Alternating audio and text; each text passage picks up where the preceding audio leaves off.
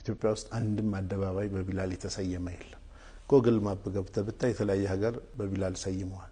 ነጃሽን ብትወስድ ኩዌት ሀገር ውስጥ የነጃሽ አደባባይ አለ። ሳውዲ አረቢያ ውስጥ መንገድ ተሰይመዋል። በሱ ሀገሩ ላይ አንድ ነገር አለ ወይ ስትል የለም።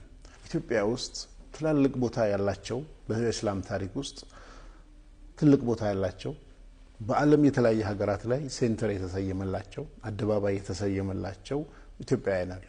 ከነዚህ መካከል ሲምፕል ልጥራልህና የነብዩ ሰለላሁ ዐለይሂ ወሰለም ሙአዚን የነበረው አዛን ለመጀመሪያ ጊዜ በእስላም ታሪክ ወደ ሰላት ጥሪን ያወጣው ቢላል ኢብኑ ረባህ ነው።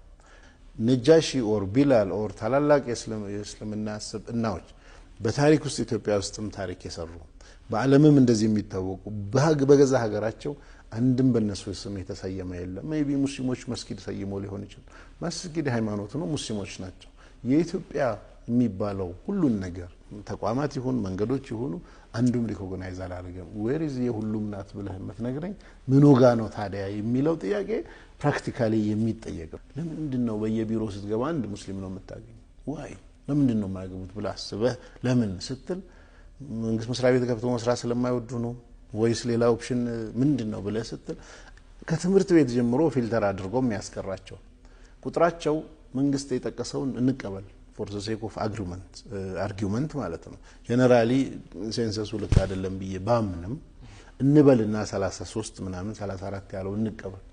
የትኛው ፐርሰንት እንቀበል ለመከራከር ያህል የትኛውም የኢትዮጵያ መንግስት መስሪያ ቤት ውስጥ ሄድና ሙስሊሞች ፌደራል መንግስት አዲስ አበባ ሄድ ሁሉም 10% ሙስሊም ሰራተኛ ያለበት መስሪያ ቤት ካለ እኔ ለመቀጣት 10% ዋይ ስትል እንደዚህ ፊልተሪንግ ሜካኒዝም እየተቀመጠ ከትምህርት ወደ ኋላ የሚያሰናክል ዘም ሲገቡ መመሪያ ደንብ ይያሉ